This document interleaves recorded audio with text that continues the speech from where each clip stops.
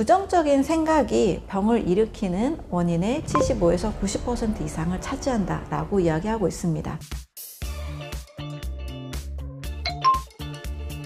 질병 치유, 마음의 힘이 얼마나 영향을 미칠까요? 제가 환자들을 만나면서도 정말 공통적으로 스트레스가 정말 질병의 원인이구나, 이것을 늘 느끼고 있고, 저 자신도 심한 스트레스가 있을 때 몸이 이상해지는 경험을 해봤기 때문에 결국 마음을 건강하게 만드는 것, 편안하고 밝게 만드는 것이 가장 중요하다고 보고 있습니다. 이 이야기는 실제 미국 질병예방통제센터인 CDC에서도 부정적인 생각이 병을 일으키는 원인의 75에서 90% 이상을 차지한다 라고 이야기하고 있습니다. 나머지는 여러 음식의 문제, 생활의 문제, 운동 부족의 문제, 여러 문제가 있을 수 있을 텐데요. 그게 다 됐다 하더라도 병이 일어나는 사례가 워낙 많다라는 것이 거의 90% 가까이 육박한다는 거죠. 또 하버드대 마인드 바디 연구소에서도 굉장히 많은 사람들이 병에 걸리는 이유는 잘못된 생각 습관, 마음의 고통으로부터 온다라고 이야기를 하고 있습니다. 여기에서 이제 부정적인 생각 습관이다, 부정적인 감정이다 하는 것은요, 굉장히 불안하고 또 분노, 긴장, 큰 갈등, 또 만성적인 스트레스, 이런 것들이라고 보고 있습니다. 실제 몸이 만성적인 스트레스와 긴장과 이 불안을 오랫동안 느낄 때에는 일단 자율신경계가 바로 바뀌게 되고요. 이로 인해서 호르몬의 변화와 또 면역 세포들, 염증성 사이토카인들이 많이 늘어나게 됩니다. 그래서 면역력을 제대로 발휘하지 못하게 되죠. 그래서 실질적으로 감정이 우리 몸에 나타나는 변화를 직접적으로 가져오고 있기 때문에 역시 치유를 하기 위해서도 마음의 변화, 또 우리의 무의식적인 그런 생각 패턴의 변화가 반드시 선행돼야 됩니다. 실제 마음에 어떤 오래 쌓인 화, 우리나라에서는 이렇게 화병이라는 말도 있잖아요.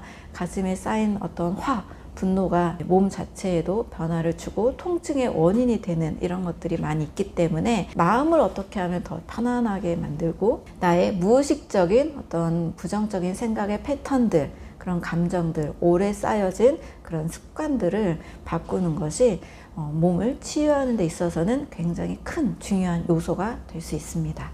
플라시보 효과 얼마나 클까요?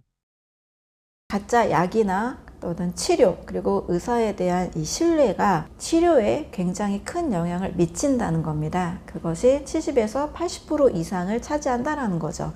가짜 약에 대한 실험은 다들 많이 들어보셨을 거예요. 두통이 있는 사람에게 실제 두통약과 두통을 해결하는 기전이 있는 두통약과 그냥 아무 두통과 상관이 없는 그냥 비타민을 줬을 때 이 약을 먹고 나았다라고 말하는 사람의 비율이 무려 70에서 80%를 차지한다는 겁니다. 이것은 치료도 마찬가지고 그 치료를 하는 의사에 대한 신뢰도 마찬가지예요. 이제 수술실에서 기도를 하고 수술에 임하는 그 의사 선생님의 모습을 봤을 때 환자들의 이 수술 경과 이후의 치료가 더 훨씬 잘 된다라는 이야기도 있습니다. 이것처럼 긍정적인 마음, 신뢰가 가지는 치료 효과가 굉장히 크다라는 것이 바로 플라시보 효과입니다. 치료에 있어서도 이 플라시보 효과를 증명한 이 수술의 결과가 있습니다. 관상동맥 우회 수술을 했을 때 진짜 실제 수술을 했던 13명 중에 10명이 이제 호전이 되었는데요.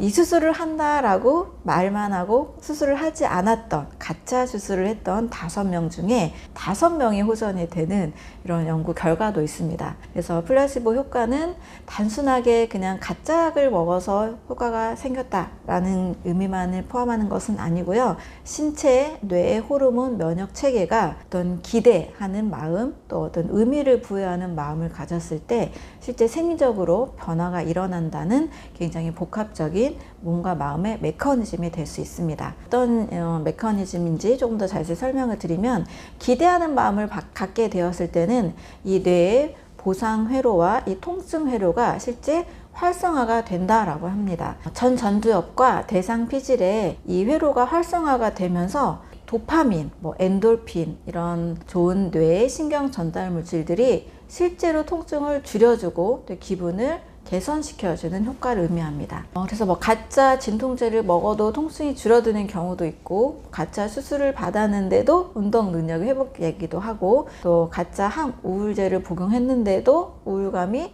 완화가 되는 이제 이런 일들이 실제 많이 실험에서도 일어나고 있고, 이것을 알고 있는 의사 선생님들은 환자들에게 굉장히 긍정의 말, 굉장히 희망을 주는 말을 많이 하게 됩니다. 네, 환자들의 입장에서는 정말 내 몸이 어떻게 변할지는 의사 선생님이 전적으로 책임져 주는 게 아니라는 것은 사실 다 알고 있잖아요. 많이 의지하기는 하나 내 몸을 실제 낫게 하는 힘은 정말 내 몸이 고치는 거기 때문에 전적으로 의사 선생님을 다 믿고 있는 것만은 사실 아닐 겁니다. 그러나 좋은 말을 해줬을 때, 상당히 긍정적인 말과 희망과 위로의 말을 해줬을 때 환자들은 더 크게 안심하게 되고, 설령 나쁜 결과가 혹시 일어났다 하더라도 그럴 때는 어떤 원망이나 부정적인 감정을 사실 표현하지 않을 겁니다. 하지만 이제 부정적인 말, 정말 너무 많은 환자들이 저에게 와서 해주는 말들은 6개월 남았습니다, 1년밖에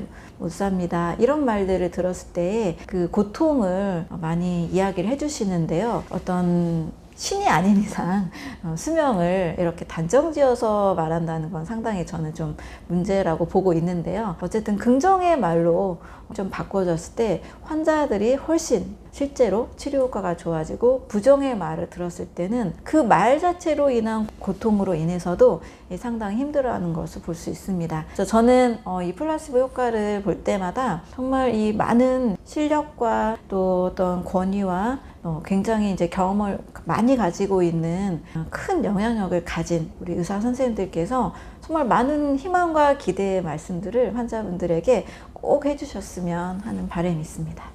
암을 만드는 마음, 어떤 마음인가요? 후성 유전학에서는 우리의 생활 습관, 식습관, 운동, 또 그 중에서도 정말 중요한 이 스트레스가 제일 이제 큰 영향을 미친다고 보고 있습니다. 스트레스라는 말이 굉장히 이제 광범위한 말이죠. 그런데 이 스트레스가 몸에 좀 미치는 영향을 좀 살펴보면, 어떤 감정이 생겼을 때 이것은 우리 뇌에 작용하게 되고, 뇌에 전전두 피질과 또 편도체라는 것에 영향을 미쳐서 이제 호르몬의 즉각적인 이제 변화를 일으키게 됩니다. 어떤 분노의 마음, 큰 갈등과 고통스러운 만성적 스트레스가 오래 유지될 때는 편도체가 활성화되면서 이제 콜티졸이라는 호르몬, 스트레스 호르몬이 나오게 되는 거죠. 이 호르몬 그 자체로 우리 몸을 한편에서는 사실 보호해주는 역할을 하지만, 지속될 때는 항상 문제가 되죠. 오랫동안 이 호르몬이 많이 나오게 될 때는 염증성 사이토카인으로 알려진 인터루킨 6나 TNF-알파 같은 염증 매개 인자가 굉장히 늘어나게 되면서 우리 몸에 이제 전체적으로 면역력에 이상이 오게 됩니다. 이런 염증성 물질들이 많아지게 되면 이제 유전자의 스위치를 켜고 끄는 역할에 있어서 이제 문제를 일으키게 되죠. 암 억제 유전자인 P53 같은 이런 유전자들이 켜져야 면역세포들이 활발하게 일을 하고 암세포가 커지지 않는데, 이런 억제 유전자들이 이제 꺼지게 되는 환경으로 바뀌게 됩니다. 암세포가 커지게 되고 면역세포들이 제대로 일을 못하게 되죠. 어떤 우리의 감정, 마음은 호르몬과 세포, 그리고 유전자에 이렇게 어떤 단계별로 계속 영향을 미치고 있기 때문에 마음의 관리가 결국 가장 중요한 또 하나의 건강 관리가 될 수가 있습니다.